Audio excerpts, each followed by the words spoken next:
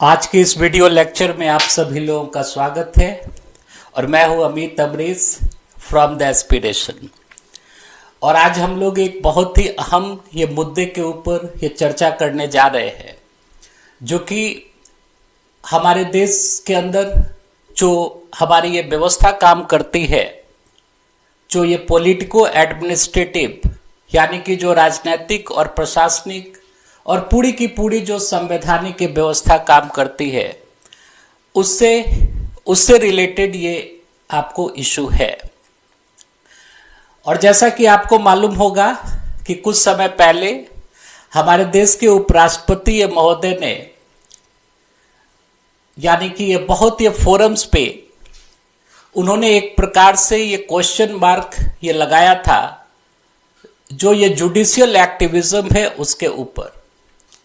यानी कि ये न्यायपालिका की जो अति सक्रियता है और खास करके ये वैसे इंस्टांसेस जिसमें कि हमारी ये न्यायपालिका जो है वो ऐसा ये प्रतीत हो रहा था कि वो हमारे ये डेमोक्रेसी के जो ये दो अन्य ऑर्गन्स है, यानी कि ये व्यवस्थापिका और कार्यपालिका, उसके ऊपर हावी हो रही है। यानी कि ऐसा उपराष्ट्रपति महोदय को लगता था। तो उस मामले में उन्होंने बहुत ही स्कैथिंग अटैक और काफी एक तीखा ये प्रहार किया था एक प्रकार से हमारे देश की हायर ये जुडिशरी के ऊपर। हालांकि उनके जो वक्तव्य थे ये बिल्कुल ये डायरेक्ट नहीं थे, लेकिन उन्होंने एक प्रकार से इस बात को रखी थी, मतलब उनके ये बोलने का ये पूरा जो इसेंस है वो यही था कि हमारे देश के अंदर ये पार्लियामेंट जो है वो सुप्रीम है। यानी कि हमारे देश के अंदर जो हमारी ये व्यवस्थापिका जो है यानी कि विधायिका जो है वो सुप्रीम है और उसके विजडम के ऊपर ये किसी भी प्रकार का प्रश्न चिन्ह ये नहीं लगाया जा सकता। और जुडिशरी को ये अधिकार नहीं है कि वो ये पार्लियामेंट के जो एक्शंस है या उसकी जो लॉ मेकिंग पावर है उसके ऊपर वो हमेशा वो इंटरफेयर करे, वो किसी भी प्रकार से, वो डायरेक्टली या इनडायरेक्टली। तो उनकी ये बातों का ये मतलब था। और उसी दरमियान ये धनखड़ साहब ने इस चीज को ये बोला था कि सुप्रीम कोर्ट के पास आर्टिकल 142 और 143 के रूप में ऐसे कुछ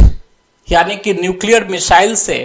जिनका के इस्तेमाल ये भारतवर्ष में जो पार्लियामेंट्री डेमोक्रेसी है उसको नेस्ताबूंद करने के लिए ये किया जा सकता है या जुडिशरी ये करती है। तो ये एक प्रकार से उनका आक्षेप था ये जुडिशरी के ऊपर, उसके ओवर एक्टिविज्म के ऊपर।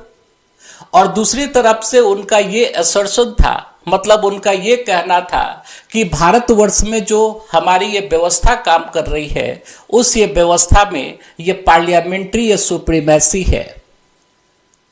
तो ऐसा उन्होंने ये बोला था।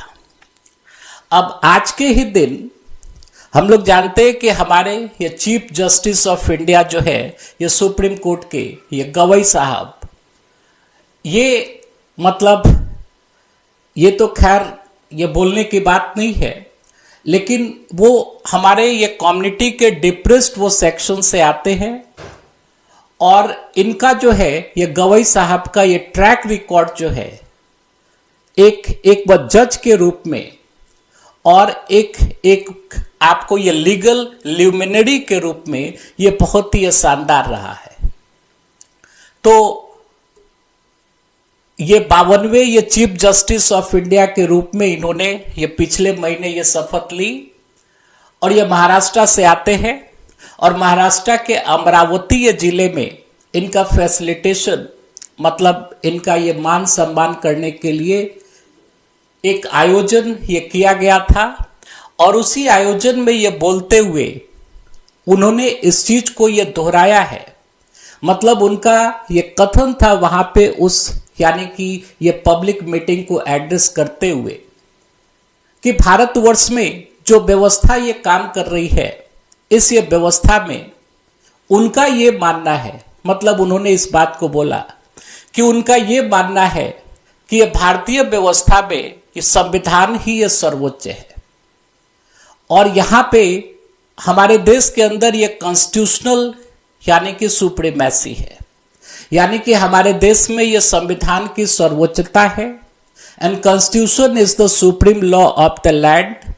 And every other organ of the democracy has to work under the constitution. यानी कि हमारे यहां जो ये डेमोक्रेटिक सेटअप है तो स्टेट के यानी कि ये जो भी आपको ऑर्गन्स है और मुख्य ऑर्गन्स यही होते हैं, ये तीन बेसिक के पिलर्स हैं, लेजिस्लेचर, एग्जीक्यूटिव और जुडिशरी, यानी कि व्यवस्थापिका और कार्यपालिका यानी कि सरकार और न्यायपालिका। और उन्होंने ये बहुत ही अनइक्विवोकली और बहुत ही स्पष्ट शब्दों में उन्होंने इस चीज को बोला कि ये भारतवर्ष में यानी कि ये संविधान की ये सर्वोच्चता है और स्टेट के ये जितने भी ऑर्गन्स हैं, जितने भी ये पिलर्स है और जो भी इंस्टीट्यूशंस है, उन सारे इंस्टीट्यूशंस को यानी कि वो चाहे लेजिस्लेचर हो या एग्जीक्यूटिव हो या आपको ये जुडिशरी हो, हर एक इंस्टीट्यूशन को संविधान की ये सीमा के अंतर्गत ही ये काम करना है और किसी भी प्रकार से ये आपको ये संस्थाएं जो है वो ये संविधान की अवहेलना नहीं कर सकते हैं। यानी कि in letter and in spirit constitution को मानना पड़ेगा और कॉन्स्टिट्यूशन जो है वो इस देश का ये सुप्रीम यानी कि आपको ये लॉ है। तो एक प्रकार से ये देखा जाए तो एक वह पब्लिक मीटिंग के माध्यम से हमारे देश के सुप्रीम कोर्ट के जो ये चीफ जस्टिस है ये गवई साहब, उन्होंने यानी कि इनडायरेक्टली ये आपको ये जवाब दिया उपराष्ट्रपति महोदय को कि देखिए हमारे देश में जो व्यवस्था काम कर रही है उस ये व्यवस्था के अंतर्गत यानी कि आपको ये पार्लियामेंट्री सुप्रीमेसी जो है, यानी कि जो आपको यानी कि आपको ये संसदीय ये सर्वोच्चता को बिल्कुल 100% या एब्सोल्यूट मैनर में ये भारतवर्ष में ये लागू नहीं किया जा सकता और हमारे देश के अंदर ये संविधान की सर्वोच्चता है। अब ये जो पूरा इशू है वो बेसिकली इशू इन दो चीजों से रिलेटेड है जो कि हमने ये बोर्ड में लिखा है, दो टर्म्स और ये दो कॉन्सेप्ट्स है और दोनों ये कॉन्सेप्ट्स जो है वो अलग अलग ये कॉन्टेक्स्ट में और अलग अलग ये सोशियो कल्चरल ये सेटिंग्स में ये डेवलप हुए हैं और इन दोनों का अलग अलग इंपॉर्टेंस है और अलग अलग ये प्रकार से ये दोनों ये सिस्टम्स जो है ये काम करते हैं। यानी कि अगर इसको ये कॉन्सेप्चुअल ये लेवल पे देखा जाए तो ये विवाद जो है वो बेसिकली ये पार्लियामेंट्री सोवर्जिनिटी यानी कि ये संसदीय ये संप्रभुता और न्यायिक सर्वोच्चता यानी कि जुडिशियल सुप्रीमेसी से रिलेटेड ये आपको ये सवाल है, ये टसल है। और हम लोग जानते हैं और ये दोनों प्रकार की ये व्यवस्थाएं जो है वो अलग अलग ये कॉन्टेक्स्ट में और अलग अलग ये देश में ये डेवलप हुई है। जहां तक कि संसदीय संप्रभुता, और संप्रभुता का मतलब हुआ कि उस पूरे ये देश की ये व्यवस्था में जो भी वहां पे ये सिस्टम काम कर रहा है उस ये सिस्टम में ये संसद से ये बड़ी कोई अथॉरिटी नहीं है। तो संसदीय संप्रभुता का सिद्धांत जो है वो बेसिकली ये डेवलप हुआ है ये ब्रिटेन में। और ब्रिटेन की जो ये संसद है, हम लोग जानते हैं कि ब्रिटेन की ये संसद का डेवलपमेंट जो है ये बहुत ही ये नेचुरल तरीके से हुआ है। यानी कि ये धीरे धीरे करके जो वहां के लोग जो थे, जब वो डेमोक्रेटिक आइडियल्स के प्रति या डेमोक्रेसी आपको ये डेमोक्रेटिक जो वे होता है ये गवर्नेंस की, उसके प्रति वो लोग जब आकर्षित हुए, अपने अधिकारों को ये पहचानना शुरू किया और उनको ये जरूरत महसूस हुई कि हमारे ऊपर जो ये शासन है वो हमारे द्वारा ही ये चुने गए ये प्रतिनिधियों के द्वारा ये किया जाना चाहिए। तो धीरे धीरे करके एक संस्था के रूप में, एक रिप्रेजेंटेटिव संस्था के रूप में ये ब्रिटेन की ये पार्लियामेंट का उदय हुआ है और वो नेचुरल तरीके से हुआ है। तो इसीलिए ये कारण है कि यानी कि ब्रिटेन के अंदर जो भी लोग हैं उन लोगों का अपनी ये पार्लियामेंट के ऊपर, अपने ये संसद के ऊपर उनका अटूट विश्वास है और वो लोग ऐसा समझते हैं कि हमारी जो ये संसद है यानी कि ब्रिटिश ये पार्लियामेंट जो है वो हमारे अधिकारों की रक्षा करने के लिए या हमारे ये वेलफेयर के लिए वो काम करने के लिए वो सक्षम है और वो ये बोनाफाइड इंटेंशन से काम करती है और उसके ऊपर हमको फेथ है। तो इसीलिए उन लोगों ने इस चीज की ये जरूरत ही नहीं समझी कि इससे ऊपर भी किसी संस्था का गठन किया जाए जो कि इसकी यानी कि जो ये संसदीय जो ये प्रोसेस होती है उसकी वो देख रेख वो कर सके। तो इस कारण आप ये ब्रिटेन में जाइएगा तो ब्रिटेन में इसी कारण जो है ये आपको पार्लियामेंट्री सोवरेनिटी या पार्लियामेंट्री या सुप्रीमेसी है, यानी कि वहां की जो आपको ये पार्लियामेंट है ये सुप्रीम ऑथोरिटी है और पार्लियामेंट के द्वारा ये बनाए गए ये किसी भी एक कानून का जुडिशियल रिव्यू नहीं हो सकता है। मतलब वहां की जो जुडिशरी जो है, वहां की न्यायपालिका जो है वो किसी भी प्रकार से ब्रिटिश पार्लियामेंट के उसका जो विजडम है या कानून बनाने की उसकी जो ये क्षमता है या उसका ये विजडम है उसके ऊपर ये किसी भी प्रकार से वो प्रश्न चिन्ह वो नहीं लगा सकती है। यानी कि ब्रिटिश पार्लियामेंट ने जो कानून बना दिया उसी ये कानून के प्रावधानों के हिसाब से ही वहां की जुडिशरी जो है वो ये न्याय निर्णयन वो करती है। तो आप समझ सकते हैं और यही कारण है कि ब्रिटिश ये पार्लियामेंट को ये मदर ऑफ ऑल पार्लियामेंट से बोलते हैं। यानी कि ये ब्रिटिश ये सिस्टम में आपको ये पार्लियामेंट से ये बड़ी कोई संस्था है ही नहीं और पार्लियामेंट्री सोवरेनिटी या पार्लियामेंट्री सुप्रीमेसी का जो कॉन्सेप्ट है वो बेसिकली यानी कि ये ब्रिटिश है, वो ब्रिटिश वो पार्लियामेंट से रिलेटेड है। और दूसरी तरफ एक टर्म है आप देख रहे होंगे कि जुडिशियल सुप्रीमेसी, यानी कि आपको यह न्यायिक सर्वोच्चता और न्यायिक सर्वोच्चता का जो सिद्धांत है ये बहुत ही फर्मली बहुत ही मजबूती के साथ ये अमेरिकन व्यवस्था में स्थापित है। यानी कि अमेरिका में आप यानी कि ऐसे समझिए कि जो वहां के जो यानी कि अमेरिकन ये कॉन्स्टिट्यूशन के जो कॉन्स्टिट्यूशन मेकर्स जो थे, हम लोग जानते हैं कि अमेरिका का संविधान जो है ये विश्व का ये पहला वो लिखित वो संविधान है। तो जब वहां के ये कॉन्स्टिट्यूशन मेकर्स ये कॉन्स्टिट्यूशन को बना रहे थे और हम लोग जानते हैं कि यूनाइटेड स्टेट्स ऑफ अमेरिका में अधिकतर जो वहां के ये देश है वो पहले वो ब्रिटिश ये कॉलोनीज हुआ करती थी, यानी कि ये ब्रिटेन का शासन था। तो वहां के लोगों ने इस चीज को महसूस किया था कि ये पार्लियामेंट जो है ये कोई जरूरी नहीं है कि वो हमेशा वो वेलफेयर ओरिएंटेड ही ये कानून बनाए या नॉन डिस्क्रिमिनेटरी मैनर में, यानी कि भेदभाव रहित मैनर में ही वो कानून बनाए, ऐसा कोई जरूरी नहीं है। क्योंकि इन लोगों ने इस चीज को देखा था कि ब्रिटिश पार्लियामेंट जो है ये ब्रिटेन के लोगों के लिए अलग कानून बना रही है और जो उसकी एक कॉलोनी जो थी, जो उसके उपनिवेश थे, उन उपनिवेशों के लिए वो अलग प्रकार से वो कानून बनाती थी, डिस्क्रिमिनेटरी वो कानून बनाती थी। तो उन लोगों को ऐसा लगा कि हम लोग केवल पार्लियामेंट के ऊपर ही 100% ये फेथ नहीं कर सकते, उसके ऊपर विश्वास नहीं कर सकते। वो लोग काफी लॉजिकल थे और उन लोगों ने ऐसा सोचा कि ऐसा भी हो सकता है कि ये पार्लियामेंट में ये किसी कारण से,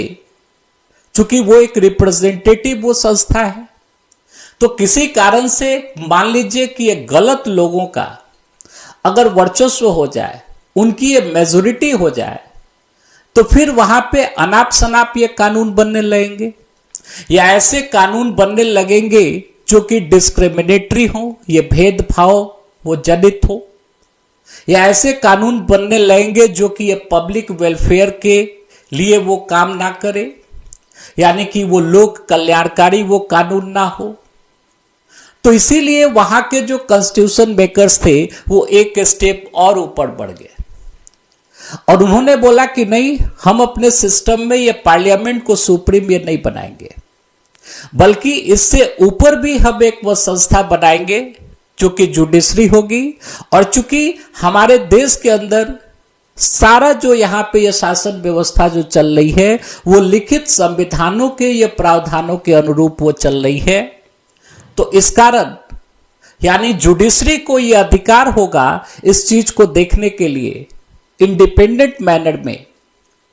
यानी कि वो स्वतंत्र तरीके से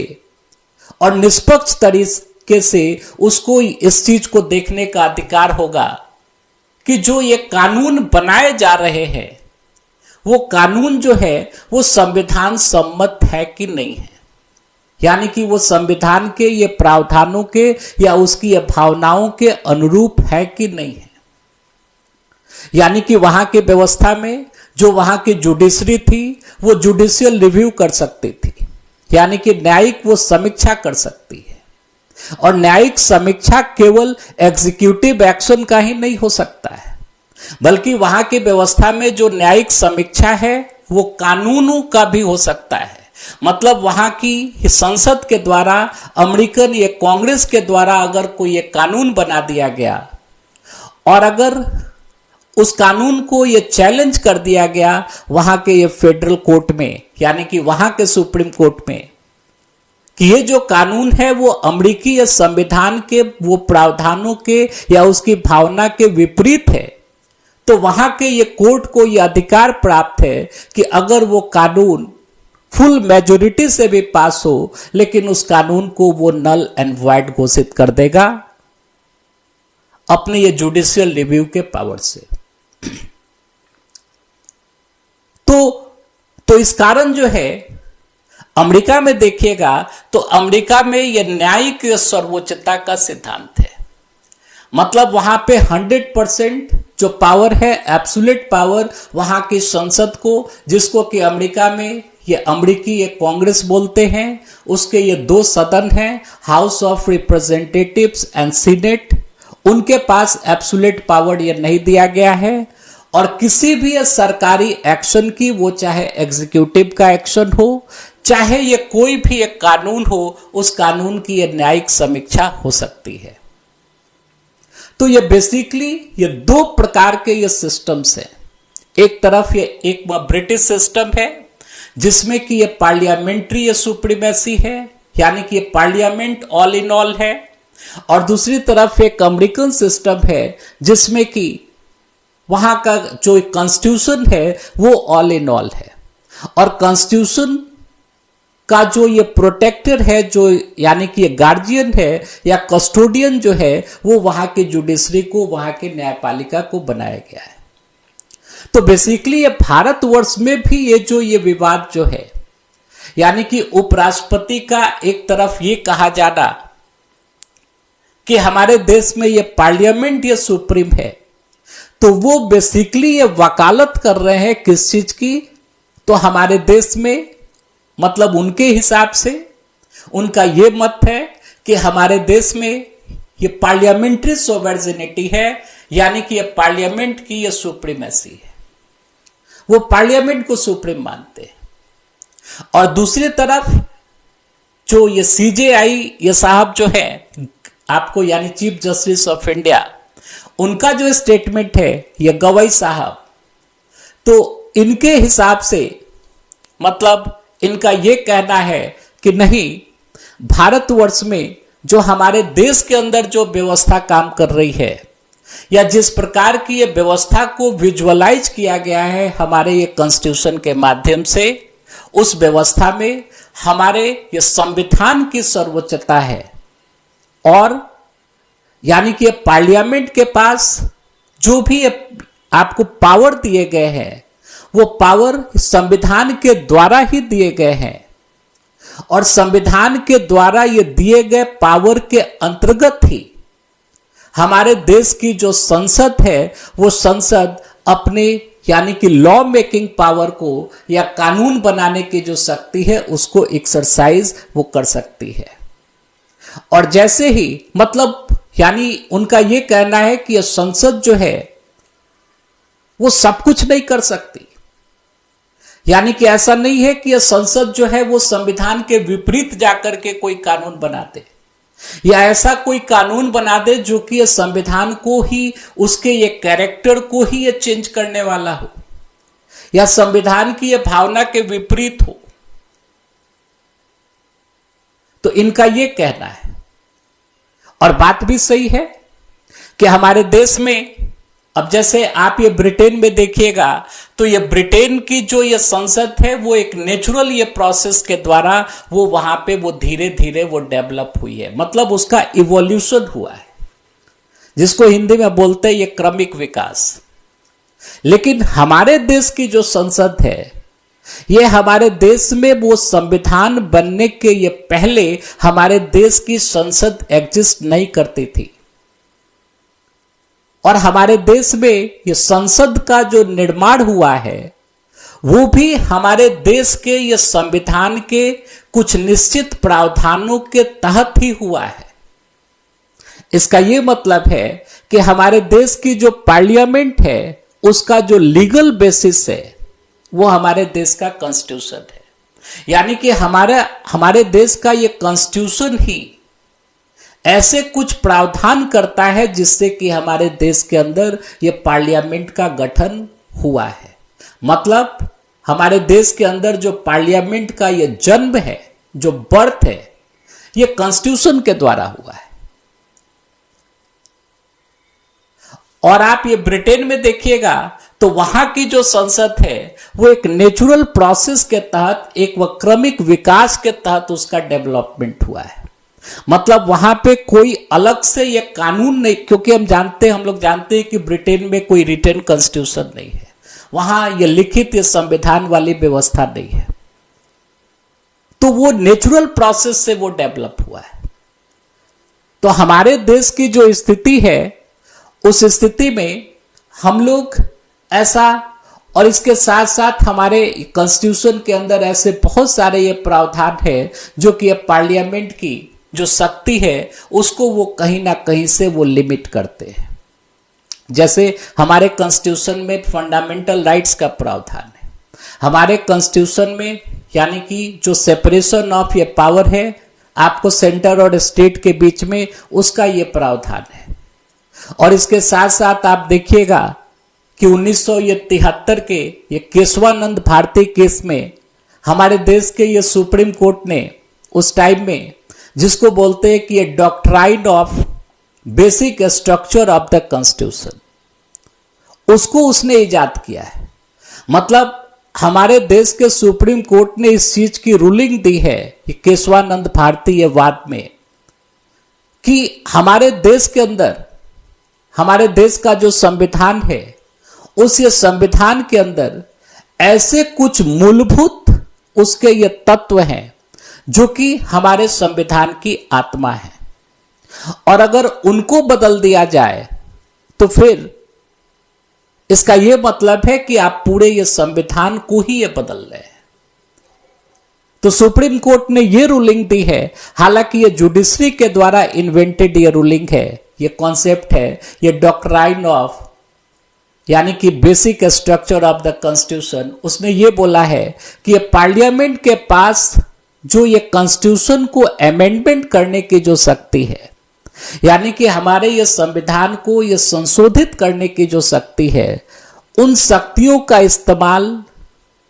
उन प्रावधानों को अमेंड करने के लिए या संशोधित करने के लिए नहीं किया जा सकता है जो प्रावधान हमारे ये संविधान की आत्मा है, हमारे ये संविधान की इसेंस है। यानी कि ये पार्लियामेंट जो है वो अपनी जो आपको कॉन्स्टिट्यूशन को अमेंडमेंट करने की जो शक्ति है, यानी कि ये संविधान को संशोधित करने की जो शक्ति है, उसका इस्तेमाल करते हुए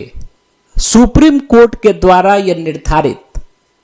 मतलब ये सुप्रीम कोर्ट ने ही वो सब सारी ये लिस्ट को दिया है। जैसे कि भारतवर्ष में ये फेडरलिज्म, आपको ये सेपरेशन ऑफ ये पावर,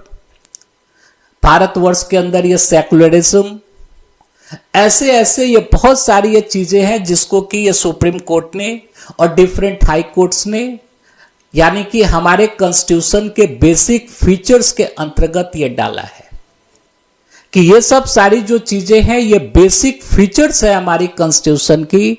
और ये पार्लियामेंट अपने ये कॉन्स्टिट्यूशन मेकिंग पावर का, यानी कि ये कॉन्स्टिट्यूशन अमेंडिंग ये पावर का इस्तेमाल करते हुए इन सब सारे प्रावधानों को या इन सब सारे ये चीजों के साथ वो छेड़छाड़ नहीं कर सकता है। यानी कि ये पार्लियामेंट जो है वो संविधान में संशोधन वो कर सकता है, लेकिन उन प्रावधानों में संशोधन वो नहीं कर सकता है जिन ये प्रावधानों को या जिन बिंदुओं को या जिन चीजों को हमारी जुडिशरी मानती है कि ये सब सारी जो ये चीजें हैं वो हमारे ये कॉन्स्टिट्यूशन के बेसिक फीचर्स हैं, हमारे यानी कि ये कॉन्स्टिट्यूशन की ये मूलभूत ये लक्षण हैं, उनको अमेंड नहीं किया जा सकता। और सुप्रीम कोर्ट इसमें ये स्टैंड लेता है, हमारी हायर जुडिशरी ये स्टैंड लेती है कि अगर इन सब सारे ये प्रावधानों में अगर ये चेंज करना हो तो फिर ये आपको ये नई ये संविधान सभा का गठन करना होगा, और आप ये नई संविधान सभा को बुलाइए, एक आप ये नया संविधान बनाइए, और उसके बाद आप जो मन करे वो ये कर सकते हैं। तो ये बेसिकली जो ये विवाद है वो ये विवाद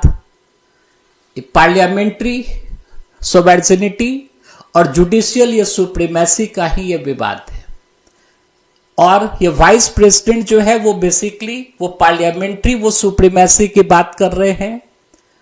और जो सीजेआई हैं, चीफ जस्टिस ऑफ इंडिया जो है हमारे सुप्रीम कोर्ट के, यानी कि ये गवई साहब, वो बेसिकली वो जुडिशियल सुप्रीमेसी की बात कर रहे हैं। और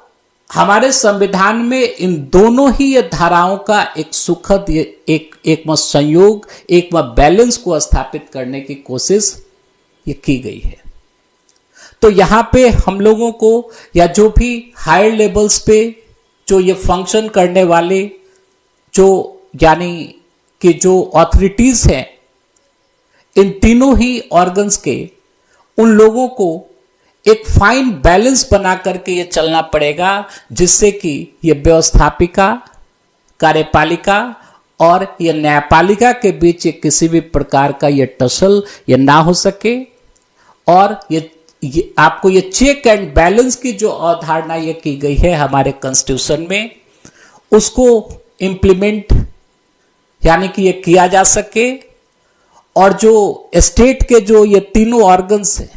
यानी कि व्यवस्थापिका, कार्यपालिका और न्यायपालिका, वो अपने अपने अधिकार क्षेत्रों में और जो भी उनको ये जिम्मेवारी सौंपी गई है हमारे ये संविधान के द्वारा, तो अपने अपने ये ज्यूरिडिक्शन में वो जिम्मेवारी पूर्वक ये काम करे, जिससे कि पब्लिक वेलफेयर के ऑब्जेक्टिव को ये पूरा किया जा सके।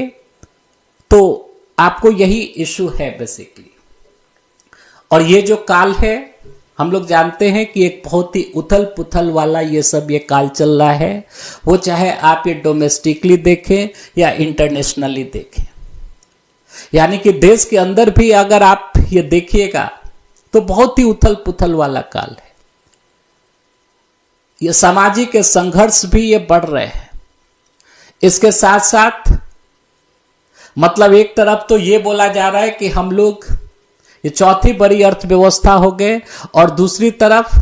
जो जीडीपी ये ग्रोथ का ये प्रोडक्ट आपको यानी कि प्रोजेक्शन है वो 6.5 यानी कि % से ऊपर ही नहीं जा रहा है अगले साल के लिए। मतलब एक तरफ मतलब आप समझिए कि ये कितना विरोधाभास है हमारे देश में। और ये शहर शहर ये बैनर पोस्टर ये लग गई है। हम लोग अपने भी ये शहर में देख रहे हैं कि भारतवर्ष जो है उसने ये जापान को ये पछाड़ करके वो इतनी बड़ी अर्थव्यवस्था हो गई। और लोग जो है सामान्य जनता, उनको ये क्या समझ में आ रहा है कि ये जीडीपी क्या है, या जीडीपी के ये बढ़ने का मतलब क्या है। यानी कि ये सामान्य जनता को तो उस समय ये फर्क पड़ेगा कि जो भी इकोनॉमी की ग्रोथ हो रही है उसके जो बेनिफिट्स हैं वो बेनिफिट्स ये ट्रिकल डाउन करके उनके भी पास पहुंचे। तो अधिकतर जो ये सामान्य जो ये जनता है वो हैंड टू माउथ या वो किसी प्रकार से ये कर्ज लेकर के वो काम चला रही है।